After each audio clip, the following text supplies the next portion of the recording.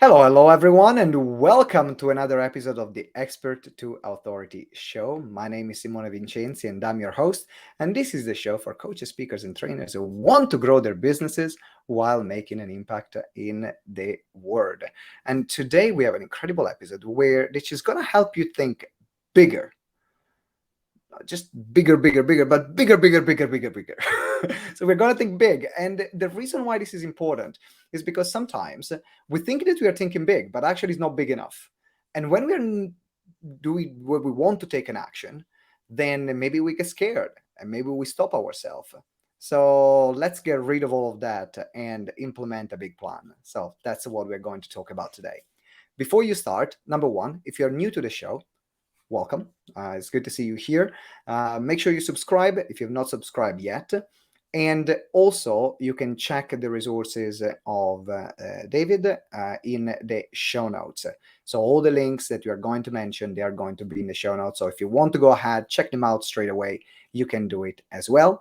And also, you can find there our webinar conversion kit, which is a very simple kit to help you create a high converting webinar presentation. And is only $30. So you can check it out as well in the show notes. Having said that, it is time to introduce our guest today. We are going to talk about chasing big dreams, why 10x is easier than 2x. And today we have David Braithwaite. He's an associate coach for Strategic Coach and a successful financial planner based in the UK.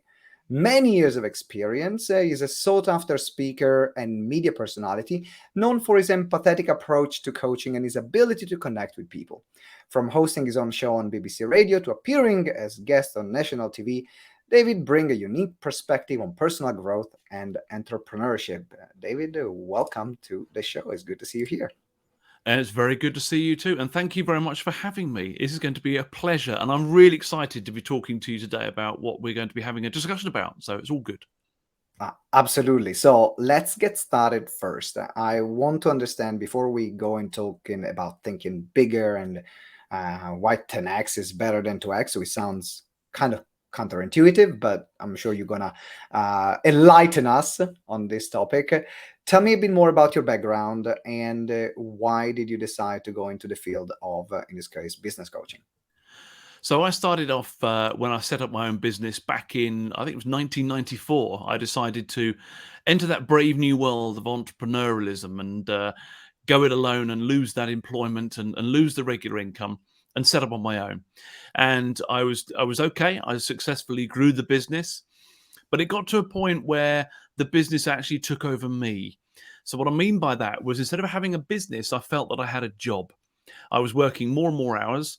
I was doing everything for everybody and taking less and less time for me. So I felt beholden to the job and I couldn't see a way of changing that. It felt like I was on a treadmill that was only going one speed, and that was faster.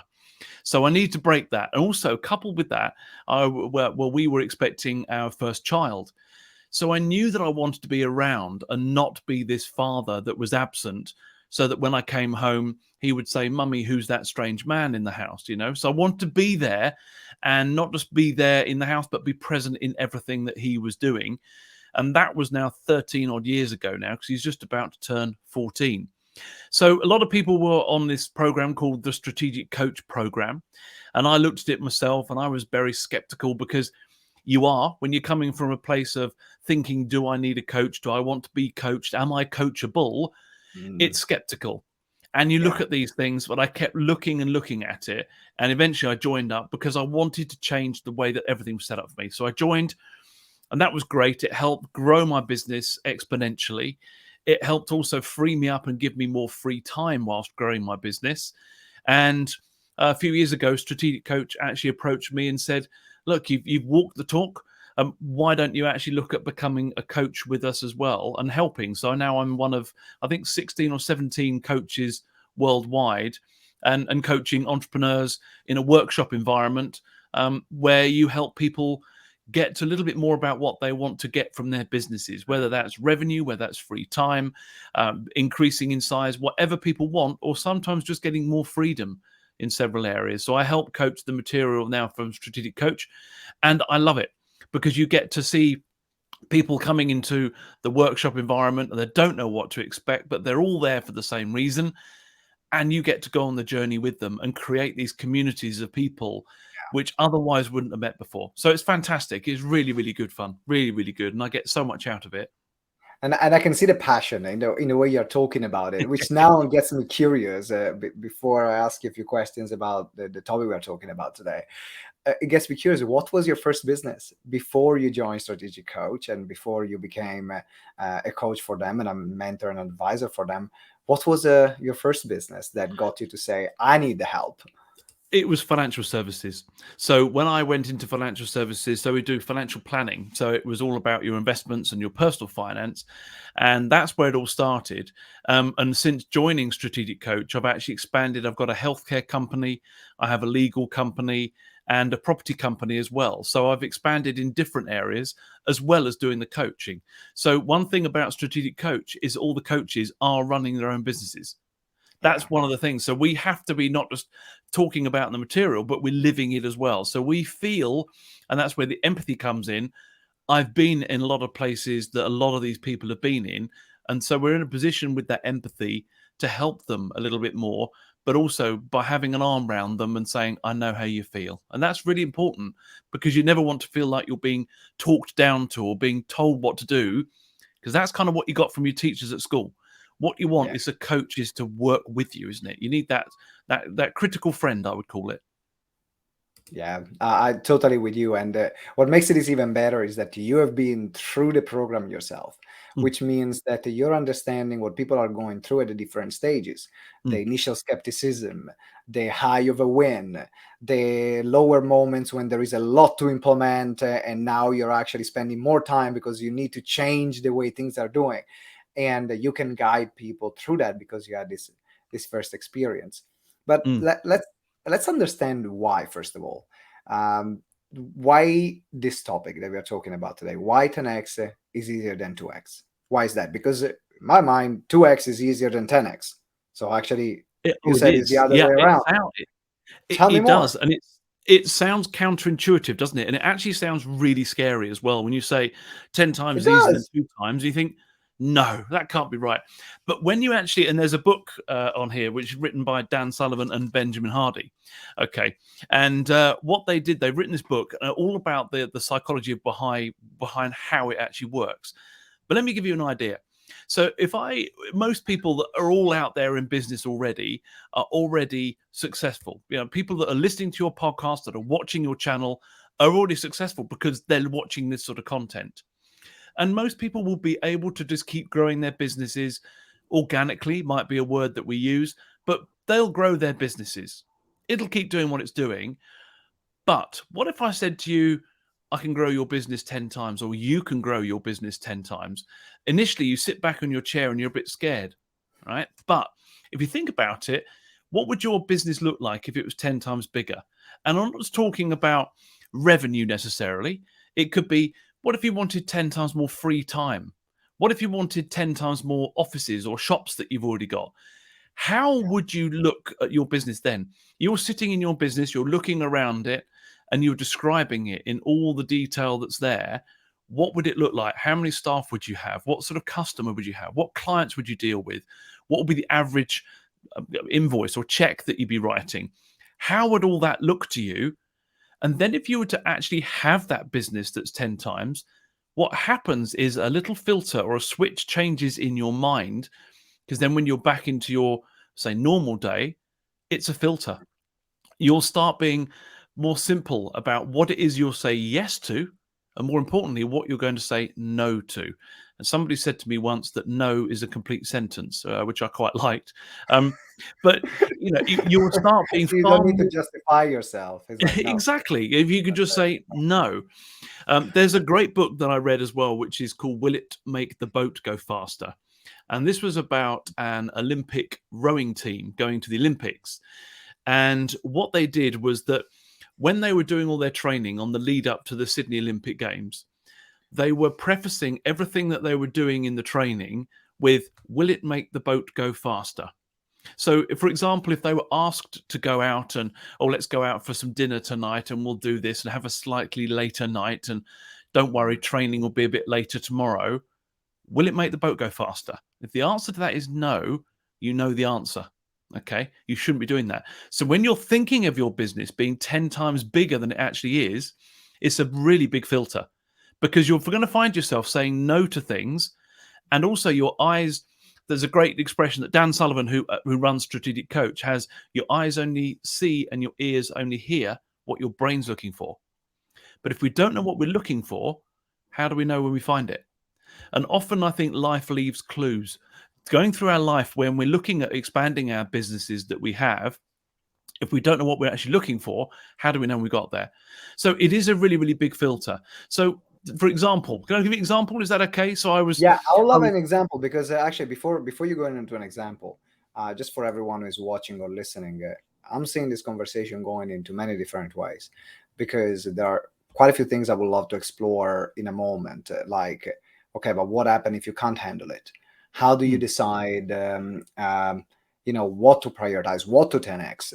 Because you gave a few examples, but how do you decide where to go? What if actually what's the current resources that you have, they will not allow you to 10x, and it's not even possible. So these are some of the tools that come into my mind, and that I want to explore later. And I would love to start first with an example. So let's start with an example, and then I will have my next question. So let's go with the example. Exactly. And I really appreciate as well, people that are listening and watching this at the moment are going to have what I would call the yeah, but moments. They're going to be hearing yes, but, you're going to, because it is thinking differently. It's not normal. So a real example of this was, so when I did this exercise myself about how I wanted everything to look for me in a 10 times bigger world, was I knew what the company would look like. I began with the end in mind. I wanted to know what was going to be there.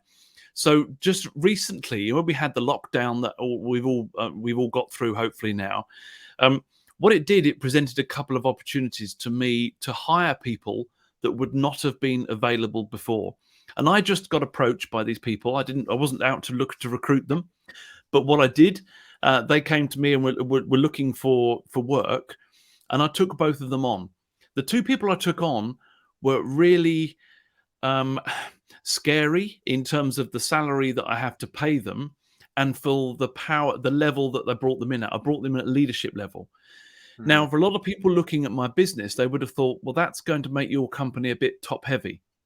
But for the fact that I know what the business will look like in the future, and I knew I had to get them in at some point, and the opportunity was already there now, I thought, what better way of actually growing a business than having the right fit people at the top to help me grow it with me, so I'm not doing it so lonely. So that was a big example for me, was actually, but if I hadn't have done the exercise of thinking that, so it's not all about quantity about what you're doing, it's about the quality of what you're doing. And it's applying that filter, that 10 times filter. Is it going to get you nearer to your 10 times vision or further away from it? And it does have to be a filter, because otherwise it'll grow. And for some people, there's nothing wrong with just growing. And a lot of people don't want to grow 10 times, and that's fine too.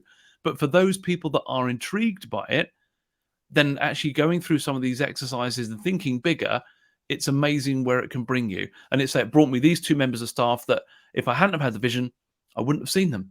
They'd been there, but I wouldn't have noticed them. How do you follow through when fear kicks in?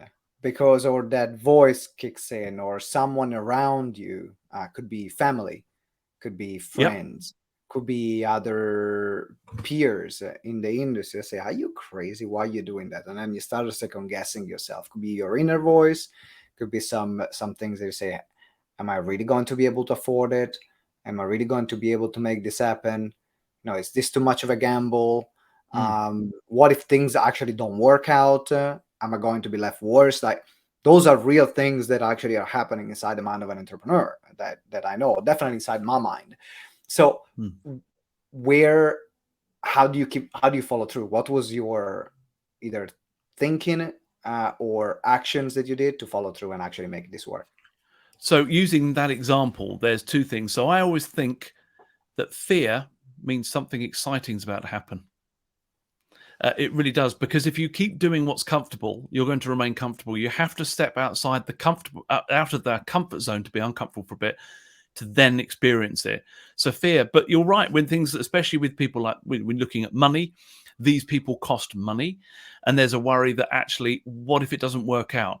It's the fear that you've let those people down that you've recruited, but also the fear of how you looked, as you said, to your family, to your friends, that in some way you failed. And that's a really difficult one. But why are we building the businesses that we're doing it? Are we building it for us, or are we building it for them? So it is difficult.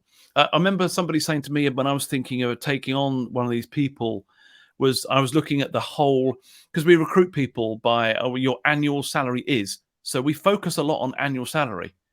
Well, it's only you paying them normally monthly. So if you actually break it down into it's this much a month, and if this person that you've taken on doesn't work out to be exactly what you were looking for, or doesn't add any value, it sounds really harsh, but you've got to let it go. You have to let them go. You have to hire slow but fire fast in what you're doing if you want this growth. And you can't just keep bumbling along and keep going as you were.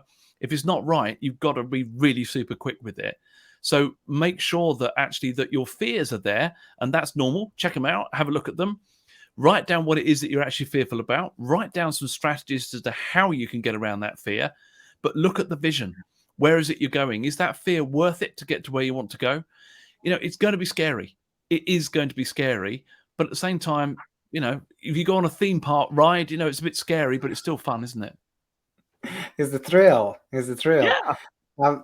It is fascinating this conversation come at this time, because I went through a similar process myself, without thinking the 10x, but I was thinking about how will my business look like, and what do I want, and what do I need, and what kind of people I will need in place. So we hired another 4. We have a total of 5 coaches in our team. We hired a marketing director. That was an expense. Because I can do marketing. But I think that the what kept me doing the marketing was because I can do it. Yeah. But if I was going to be working in scaling the company and growing it, no, I need a marketing director, because actually I need someone that is just the vision on the marketing side. So then if I lose sight of it, then they can actually own that part, and it's their realm of ownership. Adding someone responsible for sales as well. And so now all the sales didn't rely on me as the business owner. So we made a significant investment, and that was with the idea for the future. And on paper, yes, absolutely. Was it the right time? Question is it ever the right time? When? Exactly. When is And the that's the right point, time? isn't it? If you wait for when you're ready, whatever that is, quote ready, you might never be ready. And sometimes you just got to jump and find your wings on the way down. You know, with some of these things, it is brave. It is being big about it. But here's the other thing as well. If you actually do want to grow, as you found, yes, you could do the marketing. I could do marketing, but actually, what you're hiring is somebody that can do it full time and give it the full attention. Hopefully, knows things that you don't know, can get things done quicker than you ever could, and your business moves on.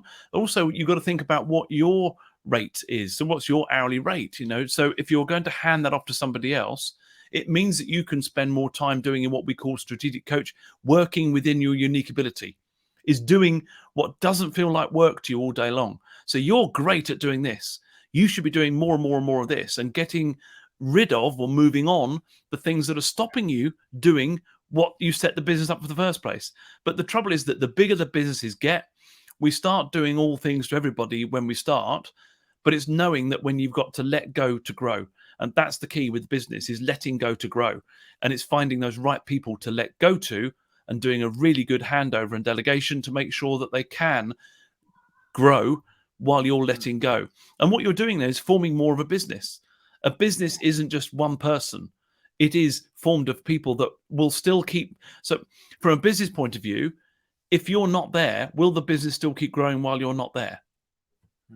You know, and if it won't, it relies on you. It's not really a robust business, because if you're not there, it's not going to grow. You want to create something that will still happen even when you're not there, like a machine in a factory that still runs even when you're not around. And that's a great goal to have. And I want everyone that is thinking about this, like, I'm sure that someone is listening or watching right now, and they are starting out. They say, okay, well, maybe I'm not there yet, but it's good to have that inside, because Mm, is what 10x is for you. So mm, someone is already established and maybe is hiring more people. For you, the 10x might be hiring your first assistant, and mhm, that's already going to 10x your business. Which now this brings me to the question about how do you prioritize what to 10x? Because you said 10x is not just financial. It can no. be 10x your time. It can be 10x your freedom. It can be 10x your impact. It can be 10x your money. It can be 10x your database. I don't know. So how do you choose what to 10x, so then you're actually 10xing the right thing for you? Well, I think it starts by actually, and it sounds really boring, but actually writing down what 10x means to you. So it could be that it is 10 times more staff, 7 times more offices, 6 times more revenue. What does it actually look like? What does that picture look like? And here's another thing, just as a point, when a lot of people start off in business, as I did, you wrote a business plan. You sat down and you wrote a business plan. You thought about how it was going to look. And then often in business, you don't really look at it again sometimes. And 5 years later, your business plan is something that's in a drawer. How often do you actually look at it and go ahead and then try and develop your business? Or you're actually spending more time in it, not on it? But as far as prioritizing, a lot of it for me, it comes with staff. So I would often start with the staff and looking at what it is that you do during the day and what is it that you can let go of so you can grow. Now, the staff are often the most awkward bit as well because it involves people. But you can hire lots of great people now on, there's people per hour, there's Fiverr, there's lots of things that you can just delegate. So it isn't all about you. So a lot of it, I think, starts with the staff as to where you actually go. Because with the right staff, you can start increasing revenue, and the revenue brings in money, which means that you can invest in other things. So then you can grow the offices. Now, you can't go and do a lot of this stuff without money. I understand that fully, but you start off part-time. I did my first ever part. I had somebody Mhm. used to ask me years ago, how many staff have you got? And I said 1.5, because I had a part-timer at the time, and that part-timer turned into full-timer. But Yeah. the right fit people are so important to your business and the business growth that you've got. And a lot of people, there's another thing as well, if you've got people already in your team and you're already thinking maybe of getting rid of them, you already have. So for some people, we hang on to, there's a saying, isn't there? Never, don't cling on to a mistake for too long, just because you spent a long time making it. So the same thing with the team is that making sure that always the right people around you, so that you've got that support. And as I said earlier, they know things that you don't know. They can work quicker than you ever can, and they can be Yeah. your ally. They can be the people that you can rely on to help grow it. But it is about shifting priorities. And once you've got the team in place, and even starting, as you said earlier, with the right PA, is just a big help, because you can spend more time planning and strategizing where you actually want to go. Yeah, and I like what you said at the beginning, having starting with what 10x means to you. Mm, And what do you want to 10x first? Do you want mm, more time? Do you want more money? Do you want more freedom? Do you want a bigger impact or a bigger infrastructure? And then walk your way back. I found myself, I think it was last year, I was having a session with my coach, and I looked at my calendar, and it was packed from morning to evening. Now we went from the back of a lot of events, a very successful launch, so a lot of great things. There were all sales calls, clients onboarding, really good money. But then I found myself that I have no space. mm, I have no space, mm, and I've worked for about 6 months to change the entire structure of the business, so that that was my 10x at the time space. I need to 10x the mm, space that I have, where I'm only have something booked for half a day. So that was the arriving when I have half a day free every single day, and that means I've done it. I've achieved that. mm, And it was a conscious effort, but in that moment 10x was this is my 10x. mm, So now that I have this, it's like, okay, what's the next 10x gonna look like? And this is a great frame of reference for, I think, for everyone. But now we are going to another question. I'm playing a bit devil's advocate. Okay, I've chosen, I have my vision, so I know what my 10x business will look like. I know which area to 10x first. I have an idea about where to start, and then I look at my bank account. And I'm like, oh, that's great. I don't have the money for this. Or I look at my time. Oh, that's great. I need to hire people. I don't have time to hire them, finding them, training them. It is difficult, and I'm going to bring myself in here with my own story. So when I was with Strategic Coach, well, I'm still coach now, by the way. I'm still on the program. Strategic Coach telling me to, oh, you need to hire a PA, David. You need to hire a PA, and I kept saying I haven't got the money. I hadn't got the money at the time to pay someone to do that.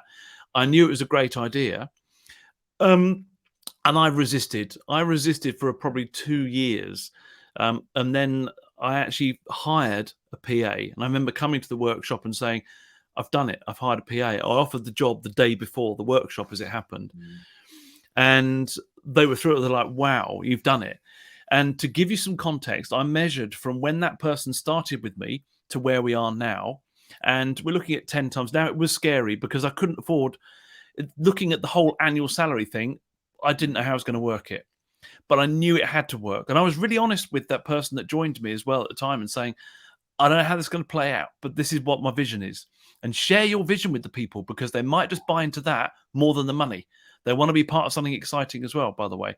So I actually looked at how much my business had grown from when I took that person on to the point when I measured it, which I think was about 3 years ago. And it was almost equal to a marathon. It was just over 26.2 times the business had grown because that person came on board. So it is about cost, but it's also a cost if you don't. And maybe that's what you're going to look at. But I know it's really hard for people, which is why maybe you start by using the people per hour or the people like Fiverr, where you offload some things, you just outsource some bits and just see how freeing that is when you actually outsource something. And I love the expression. And then it's addictive. Then you start thinking, okay, I'm going to get rid of this. I'm going to get rid of that. I'm going to get rid of that.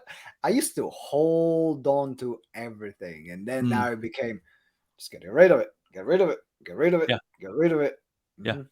And how does it make you feel? It's like, wow, it's like a weight's lifted, isn't it? And when I took on one of the people, my leadership team, one of the things he said to me when he started, he said, David, what can I take off your desk? And that to me, that's magic. Those words were like heaven to me. It was everything. So it was all the jobs I didn't like. So he's great at spreadsheets and analyzing data, and I don't know how to use Excel, and here I'm having to do something that would take me twice as long. Also, here's the thing as well: when you've got jobs that you've got to do or work that you have to do, if it's something you don't really want to do, where in the pile does it go? It normally goes at the bottom. Yeah. So if you can find someone to take that away and give it to, guess what? How quickly we get through everything else. It just works. You just have to trust me on it. But it is scary. And you've been there as well. You know how this stuff is, but it does work. It's just that you need to find a way of working it for you. And I appreciate money is an issue, but you just have to trust me on it. I love the example that you gave. And when I hired my first virtual assistant, which is actually still working with us after 8 years, we realized this year made 8 years, virtual assistant from the Philippines, I could afford £100 a month. And that's it. That's all I could afford. I think it was 4 hours a week, something like that. And it was £100 a month, and it worked out. And then after a few months, I think it was 6 months, then I moved there to 10 hours a month, and then moved there to 20 hours a month, and then moved there full time, to the point where I paid off the company that I was paying, because it was an outsourcing agency. So no, actually, I'm just gonna have her to work for me. I was their only clients anyway. It just made sense for her to have all the money, compared to the company taking a cut. And I paid off that company to make her free from the contract. And that was the start. And then now we have 14 people working with us. So it is Whatever David is saying right now, use it, do it, because it's gonna shift your perception. And maybe you already have quite a few stuff. Maybe you already have 50 stuff now, and then you think, okay, how can you 10x that, and how can you start, and what will be the starting point? Do you do anything to mitigate the risks, in case to not put yourself in, I think there is a thing in business where you say, hope for the best, be prepared for the worst. So you're hoping, or you're just hoping for the best and just making it work. I don't know. What's your philosophy on that? I always think about what's the worst that can happen here, and am I going to be okay? So if a member of staff doesn't work out and you need to move them on, are you still going to be okay? Yes, you are. Having a robust contract, if you're looking at taking people on as well, what's expected, how you expect them to work for you. And it's having those honest conversations up front before they start work. Because once people start working with you, you start graining habits that are really hard and then can be offensive. So I would suggest you have a really frank and honest conversation up front and say, this is what's going to work for me. This is what's not going to work for me. Off we go. And you regularly meet up with that team member and say, right, what's working for you? What's not working for you? This is not what's working for me. And this is what's working for me. So you maintain that open relationship so it works well. But it is difficult, especially when you're dealing with people, to get it right every time. And I've made mistakes, but I'm better off for them. And it's just about moving on from those, really, and making sure you've always got the right people around you as far as you possibly can. It's never going to be perfect. And that's another thing is, don't expect it to all be what I would call rainbows and unicorns, because it probably isn't. But hey, if it was easy being in business and running your own company, everyone would do it, right? But people 100%. don't. We're a unique breed. We are. We really are. And we don't give ourselves credit for doing that sometimes. So if it was easy, everybody would do it. You're out there doing it, and we're going to come up with the battle scars. And when our grandchildren are going to be talking to us later down the line, they're not going to want to know all about certain things, but they're going to want to know, how did you grow your business? What did you learn? What can you teach me? And we're all coaches. Whether you're actually a coach or you're not a coach, we're all coaching people, because we're always looking after people, and we're always trying to coach and help people in the best way that we can. I have one final question for you, which is there something about this topic that we should have covered, but we didn't cover yet? The only bit I would say that's missing is about goals. Is when you have that 10 times bigger vision, break it down into a little bit of more manageable goals. So a lot of people, if you've got the 10 times, it seems so far away. So break it down and say, look, if I was doing this, what would bring me nearer? So thinking about, will it make the boat go faster?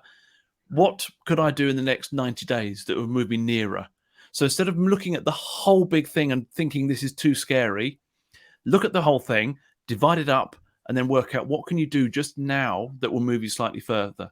And I know you just put up the link there. So on the davidbpodcast.com, there's a strategic goal tracker workbook that people can go on there. We've got free resources, lots of free resources on there, but there's one of those on there so people can actually write down their goals and track it. And it starts with the big goal, and then how do you actually dilute it down into smaller, more manageable chunks, but also track it.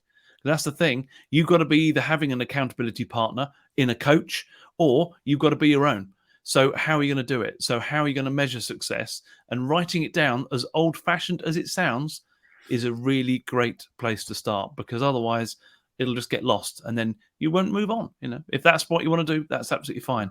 But it does make a big difference when you write these things down. Otherwise, it becomes like that business plan that you have in the drawer for 5 years, and you're never gonna check it.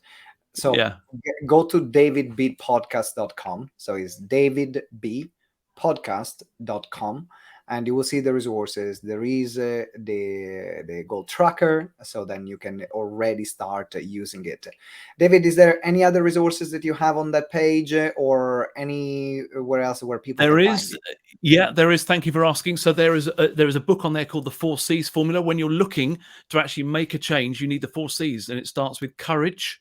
And I won't tell you what the other 3 are. You have to have a look and see what they are. But there's 4 C's to get you confident and get your goals moving.